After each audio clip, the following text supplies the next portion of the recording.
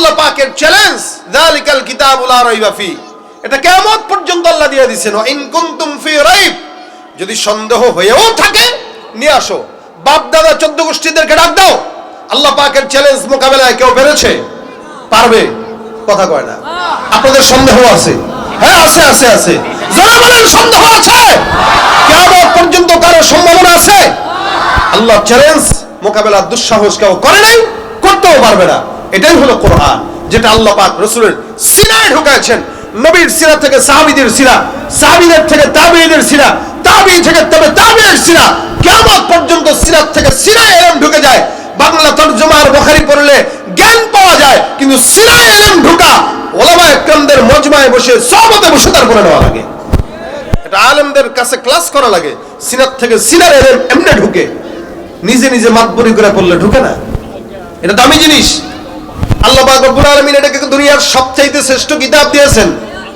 দুনিয়ার সব শিক্ষা যতগুলো আছে, এই সকল শিক্ষাকে আল্লাহ পাক রব্বুল আলামিন ফরজ বলেন নাই। নবী করিম সাল্লাল্লাহু আলাইহি সাল্লাম বলেন, তলাবুল ইলমি ফারিদাতুন আলা কুল্লি মুসলিম।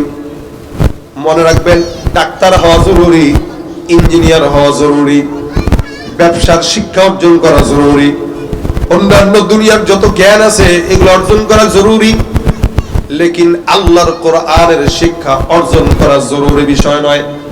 জরুরি এক বিষয়, আল্লাহ পাকের কোরআনটা আরেক বিষয়।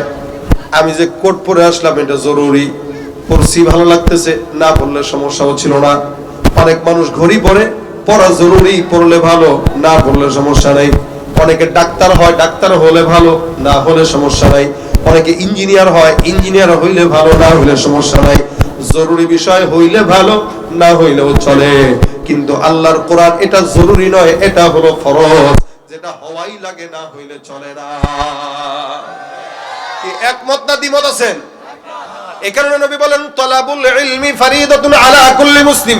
প্রত্যেকটা মুসলমানের জন্য, নর হোক নারী হোক, বাংলাদেশি হোক, ইন্ডিয়ান হোক, আমেরিকান হোক, পাকিস্তানের হোক, লন্ডনের হোক, যে কোনো দেশের হোক না কেন, প্রত্যেকটা মুসলমানের জন্য কোরআনের ইলম অর্জন করা, জোরে বলেন তো কি ফরজ, লাগবেই, না হলে চলবে, না হলে চলবে। ও ভাই, পাঞ্জাবি পড়ছেন, জরুরি বিষয়, আলহামদুলিল্লাহ ভালো। কেউ যদি ফারা পাঞ্জাবি পরে চলে তো কথা কয় না, গুনাহ হবে না। আপনারা গেঞ্জি পরে আসছেন অনেকে, কোনো সমস্যা আছে? আমরা তো গরমের সময় খালি গায়েও থাকি, কিন্তু গরমের সময় গরমের ঠেলায় কেউ কি লুঙ্গি খুলে? কথা কয় না, খুলে? এখান দিয়ে কেউ যদি যায়, লুঙ্গিটা খুলে এমনি উপর দিয়ে ঘুরাইতে ঘুরাইতে যায়, হ্যাঁ, আপনারা কি বলবেন? কি বলবেন? কেন বলবেন? কথা কয় না ভাই। যেটা দরকার ছিল ফরজ, এটা পরে নাই। ফরজ কি? সতর ঢাকা। সতর ঢাকা কি ফরজ? এমন একটা লোক মনে করেন বিশাল বড় পাগড়ি বাঁধছে, কিন্তু তলে তাকায় দেখলেন লুঙ্গিও নাই, প্যান্টও নাই, কিচ্ছু নাই, সব দেখা যায়। আপনি বলবেন, কিরে পাগল, লুঙ্গি নাই, উপরে পাগড়ি? ভাই শুনলাম পাগড়ি বলে নাকি বিশেষ স্বভাব হয়, কারণ ওটা বাদ দিয়ে এটা ধরছি। আপনি বলবেন, তুমি এটা তো 100% পাগল, কোনো দিকে কমতি নাই পাগলামি। দুনিয়ার হাইসিয়াতে কেউ যদি ফরজ বিধান সতর ঢাকা এটাকে বাদ দিয়া পাগড়িও বলে, মানুষ তাহলে ভালো মনে করে না, পাগলই মনে করে।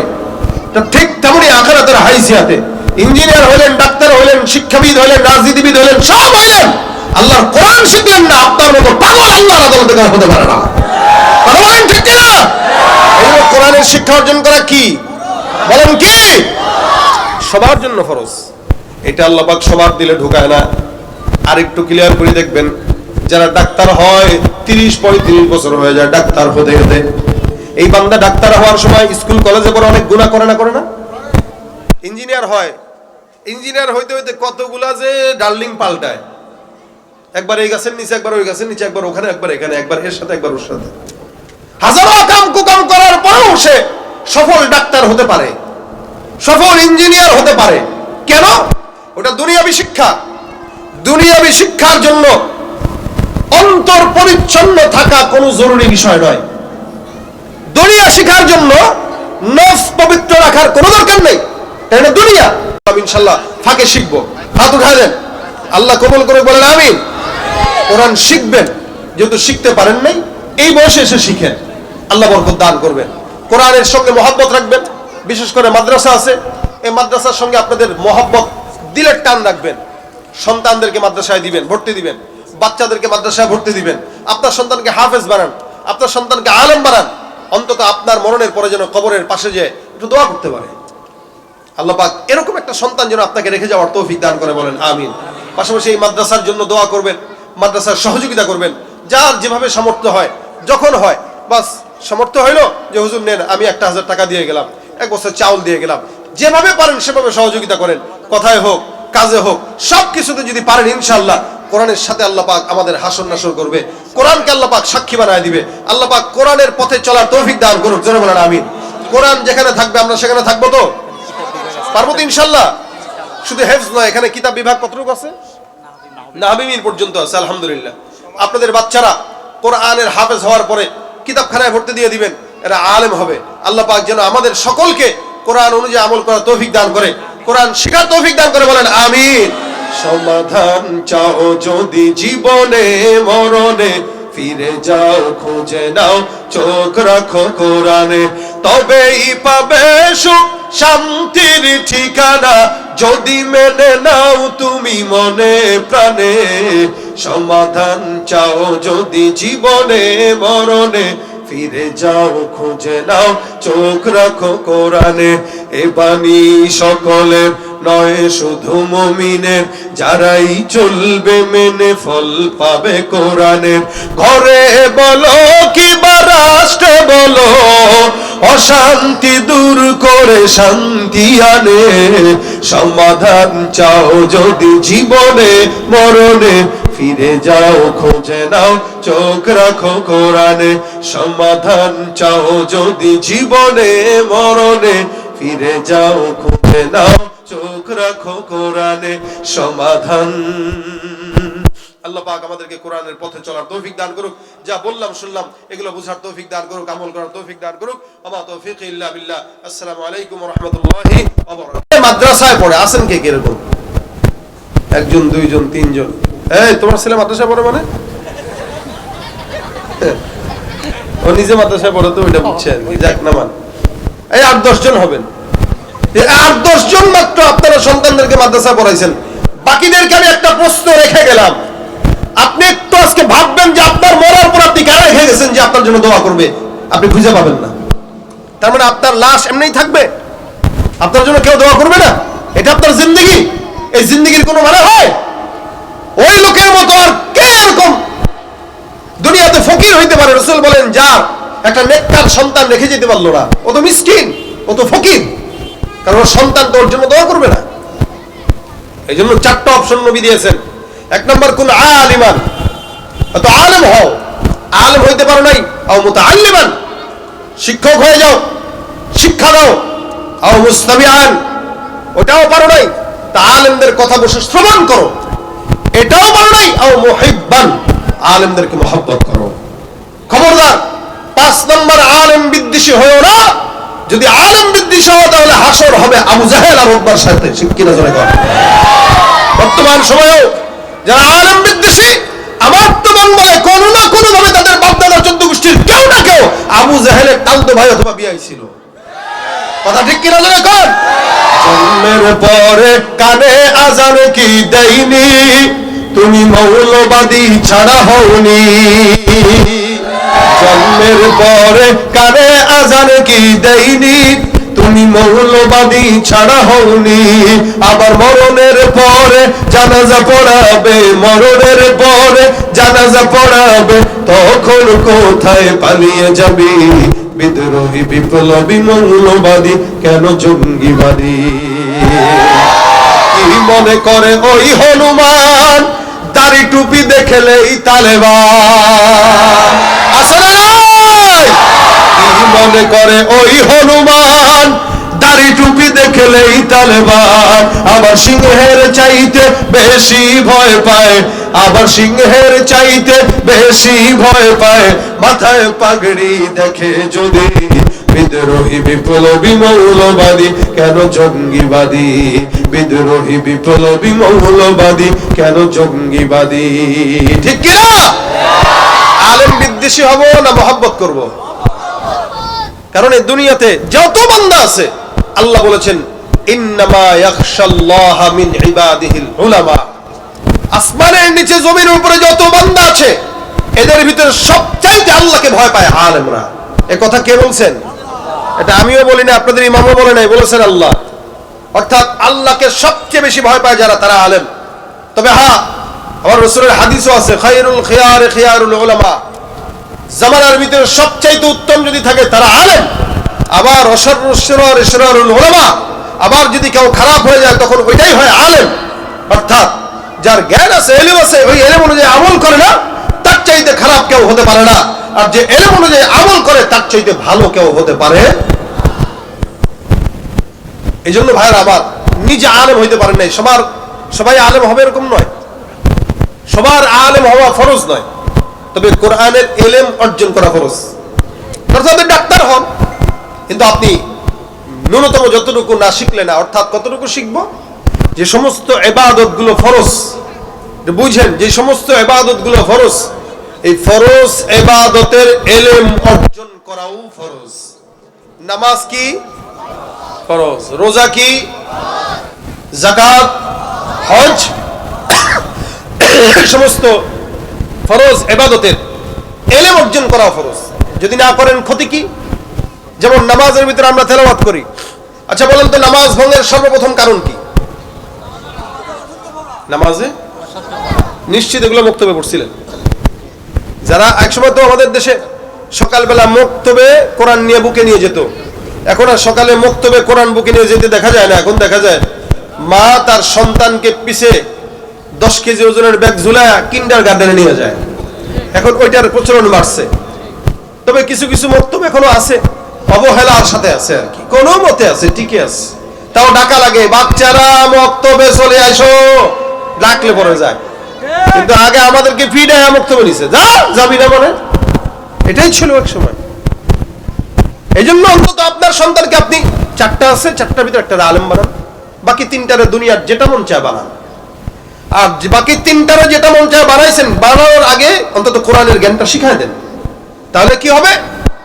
এই বান্দা ডাক্তার হলেও কসাইয়ের মতো জবাই করবে না, রোগীকে জবাই করবে না। ইঞ্জিনিয়ার হলেও রডের পরিবর্তে বাঁশ দিবে না।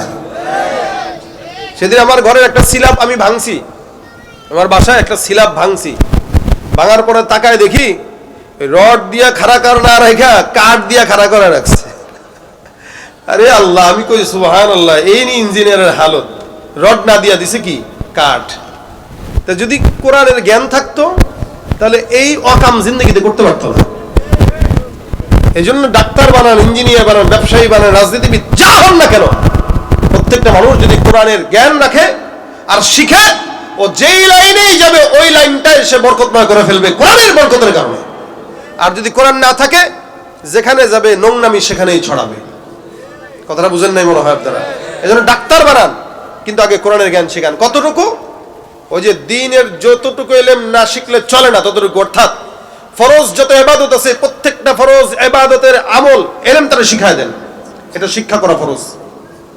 এই জন্য কোরআন শিক্ষা করা কি? যেহেতু নামাজ ভঙ্গের কারণ কি? নামাজে, তার মানে শুদ্ধতা পড়া লাগবে। শুদ্ধ পড়তে হলে কোরআন শিখতে হবে কি হবে না? হবে। আর আপনি মনে করেন নামাজে দাঁড়াইছেন, কি পড়তেছেন? কুল হুয়াল্লাহু আহাদ। আচ্ছা, শব্দটা কি? কুল, বলেন তো। বড় কফ, শব্দ হবে কলকলা, কুল। আর আমাদের সাধারণ জনগণ বলে কুল। কেউ যদি বলে কুল হুয়াল্লাহু আহাদ, কুল হুয়াল্লাহু আহাদ বললে অর্থ হবে পড়ুন আপনার রবে তিনি একক, বলুন যিনি একক তিনি আল্লাহ। অর্থাৎ কুল হুয়াল্লাহু আহাদ, বলুন যিনি আল্লাহ তিনি একক।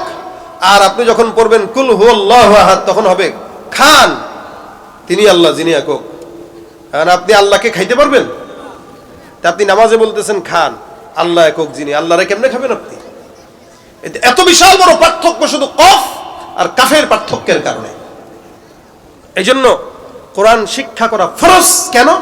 নামাজে অশুদ্ধ পড়বেন, সারা জিন্দগি নামাজ পড়লেও নামাজ কবুল হবে না। এই কারণে বললাম, যারা আলেম হইতে পারেন নাই, সন্তানকে বানান। এই মাদ্রাসা আছে, এখানে হাফেজরা হাফেজ হবে। এখানে হাজারো হাফেজের বাবাদের মতো আপনিও সম্মানিত হন। দুনিয়াতে বলতে পারবেন আল্লাহ দুনিয়ার চাকচিক্যের লোভ লালসা দূর করে তোমার মহব্বতে সন্তানটারে আলেম বানাইলাম, হাফেজ বানাইলাম, তুমি এটার প্রতিদান দিও। ইনশাআল্লাহ আপনার সন্তান জান্নাতে আপনাকে না নিয়ে যাবে না। রাসূল বলেন 10 জনকে যাদের উপরে জাহান্নাম ওয়াজিব, এমন 10 জনকে একজন হাফেজে কোরআন আল্লাহর দরবারে সুপারিশ করে জান্নাতে নিয়ে যেতে পারবে। সুবহানাল্লাহ, জোরে বলেন। এমন 10 জনকে যাদের উপরে জাহান্নাম ওয়াজিব, কিয়ামত আল্লাহ বলে দিবে এই কারে কারে নিবা দেখো। তা বান্দা বলবে আল্লাহ ওই যে আমাদের এলাকায় ওই লোকটা সব সময় মাদ্রাসায় আসতো, হুজুরদের সঙ্গে সম্পর্ক রাখতো, মহব্বত রাখতো, আল্লাহ ওরা আমার পছন্দ, তারা আমার সাথে দিয়ে দাও। যদি এই এলাকার মাদ্রাসার যত ছেলেরা হাফেজ হচ্ছে আপনাদের সাথে যদি তাদের সম্পর্ক মহব্বতের থাকে, ইনশাআল্লাহ এরা যদি একটা একটা করে নেয়, এক একজন যদি 10 জন করে নেয়, আর এখান থেকে যদি মোটামুটি 1000 হাফেজ বের হয়, এই 1000 হাফেজ তো কতগুলো মানুষ নেই, বিষয় আছে। তাহলে দেখেন এলাকায় মানুষ আছে কয়জন, তাহলে আমার বিশ্বাস এই মহব্বতের কারণে আপনারা সবাই এদের উসিলায় জান্নাতে চলে যাবেন। সম্ভব কিনা? এই জন্য 4টা অপশন। কয়টা বলেন? 1 নম্বর আলেম হও, নয়তো আলেম বানাও, নয়তো আলেমদের কথা শ্রবণ করো। বাচ্চাদেরকে নিয়ে জুমার নামাজে আগে আগে চলে যাবেন। যেহেতু আমি আলেম হইতে পারি নাই, তোরে আলেম বানাইতে পারি নাই, তো চল জুমার নামাজে হুজুরের বয়ানটা একটু আগে আগে শুনি। কথা শুনবেন, ওলামা একরামদের কথা শুনবেন, কোরআন থেকে হাদিস থেকে যা বলে শুনেন। আও মুস্তামিআন, শুনলেই না জানবেন, জানলেই না শিখবেন, শিখলেই না আমল করবেন। না শুনলে কেমনে জানবেন, না জানলে কেমনে আমল করবেন? এখানে শুনতে হবে, শোনার কথা রাসূল বলেছেন। 4 নম্বর আও মুহিব্বান, দূর থেকে কাছ থেকে মহব্বত করবেন। যদি কাছ থেকে পারেন করবেন, না পারলে দূর থেকে করবেন, টাকা দিয়ে পারলেও করবেন, না পারলে মহব্বত এমনি রেখেই করবেন। কি যে আল্লাহ এই যে হাফেজরা আছে, এই যে আলেমরা আছে, এদেরকে আমি মহব্বত করি। উহিব্বুস সালিহিনা ওয়া লাস্তু মিনহুম লাআল্লাল্লাহা ইয়ারযুকুনি সালাহা। আয় আল্লাহ আমি তো মহব্বত করি, এই উসিলায় তুমি মাফ করে দিও। তারা যেই জান্নাতে থাকবে ওই জান্নাতে আমাদেরকে দিও ইনশাআল্লাহ। আল্লাহ তারা যেই জান্নাতে থাকবে ওই জান্নাতে আল্লাহ আপনাকে দান করবেন। রাসূল করিম সাল্লাল্লাহু আলাইহি সাল্লাম বলেছেন, এক সাহাবী নবীর কাছে আসছেন, এসে ডাক দিয়ে বলেন, ইয়া রাসূলুল্লাহ আমার কাছে আবু বকর ওমরের কোনো আমল নাই, আমার কাছে আবু বকর ওমর ওসমান আলী কারোর মতো আমল নাই, কিন্তু আল্লাহ আমার কাছে তাদের মতো আমল না থাকলেও আমার কাছে আপনি আপনার রবের মহব্বত আমার হৃদয়ের ভিতরে আছে। নবীকে বলতেছেন, রাসূল আপনার কাছে আমার কাছে আবু বকর ওমরের আমল না থাকলেও আপনি নবীর মহব্বত আছে। নবী বলেন, ইন্নাকা মা'a মান আহবাবতা, তোমার মহব্বত যার সাথে থাকবে আল্লাহ তোমাকে তার সাথে জান্নাত দিয়ে দিবেন। মহব্বত যদি নবীর সাথে থাকে তো নবীর সাথে যাবেন।